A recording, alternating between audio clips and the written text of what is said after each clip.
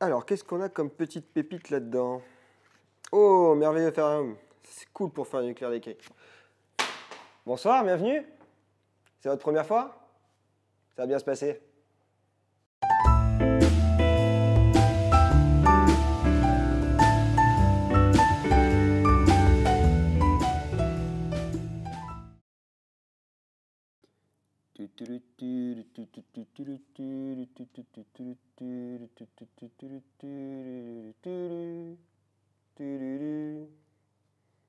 À votre avis, on parle de quoi aujourd'hui? Martini. Dry Martini.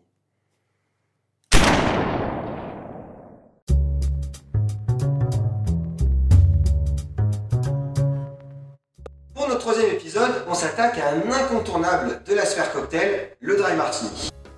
Première mention écrite en 1904, en France, c'est quand même la grande classe, grâce à un bouquin écrit par le barman Frank P. Newman, et ce bouquin s'appelle American Bar.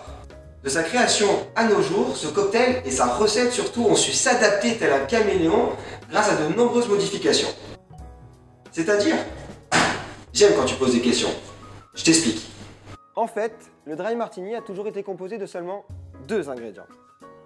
Le gin, qui va lui donner sa personnalité, et chaque marque a sa propre recette, parce qu'il reste un ingrédient très complexe. Et le Noyipra, qui est un apéritif à base de vin, qu'on appelle également vermouth, et qui va venir adoucir et assouplir le gin. Ce dernier, très présent dans les recettes en 1904, car le goût était au sucre et au doux, il est quasiment inexistant, voire absent de certaines recettes actuelles.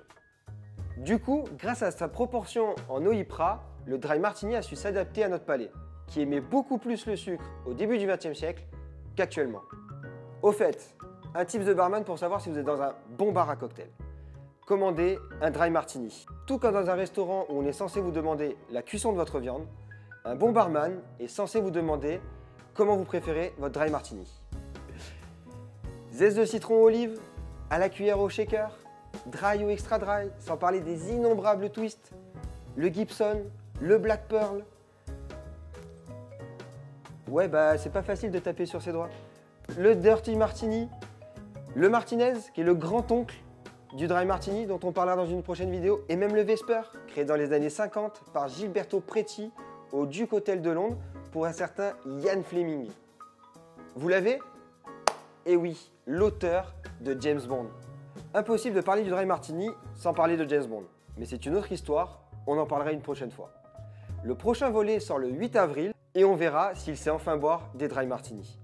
Pour continuer avec le Dry Martini et les célébrités, on peut évoquer Franklin Roosevelt célébrant la prohibition, un Dry Martini à la main, et Churchill qui avait inventé sa propre version, la Churchill Way. Tu veux savoir? Je t'en dis plus. 2 versions pour une seule légende.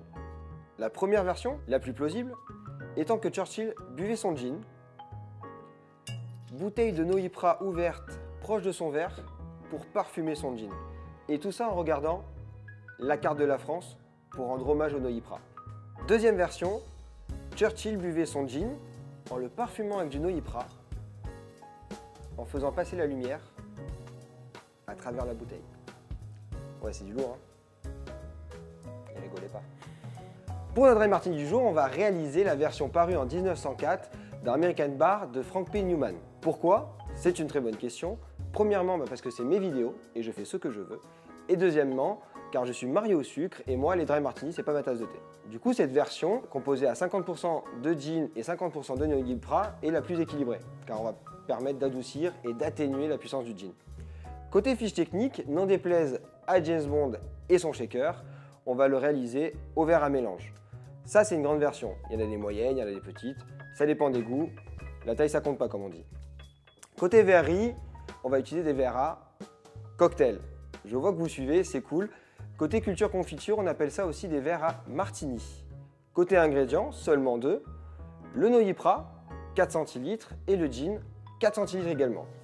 Aujourd'hui, on va utiliser le gin Juillet, distillé par la maison Ferroni au Château des Cressaux à Aubagne, qui nous fait l'immense plaisir de nous accueillir pour ce 3e épisode de Parlons Cocktail. Si vous êtes prêts, ça tombe bien, moi aussi. Dernière petite chose, pensez à bien rafraîchir vos verres et vos accessoires.